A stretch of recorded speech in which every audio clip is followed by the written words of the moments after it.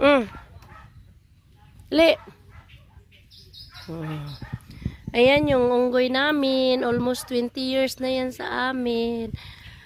Inano yan ng tatay ko. Alaala ng tatay ko. Ano yan? Yung alaga ng tatay ko. Nawala ng tatay ko. Malungkot din siya. Yan. Alagang alaga ng tatay ko yan. Bata pa yan. Medyo pula pa dito sa amin. Ngayon wala na, almost 20 years. More than 20 years na yan dito sa amin. Yan siya. Kumakain ng mais. Kung anong pagkain namin, kakain din siya. Ganyan si Moy Moy. Ganyan ang Moy Moy namin. Ayan. Ayan guys, hindi talaga gutom dito sa amin guys. Ayan oh. Ano to, old. Kamunggay namin to. Pinakamatagal naming malunggay. Ayan. Sawa na kami dyan. Pagkain yan halos araw-araw.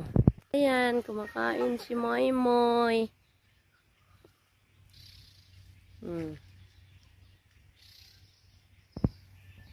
Ayan guys, may gabi din kami dito. Natapol yan guys, na gabi. Tinanim talaga yan ng nanay ko. Ayan o, ito yung gabi na. Pati ito ay makain. Ayan siya, ayan o. Ayan. At saka, ayan o, yung ano niya, anong tawag dyan. Ayan, di ba? Kumakain kayo ng ganito. At ang sarap, yan o.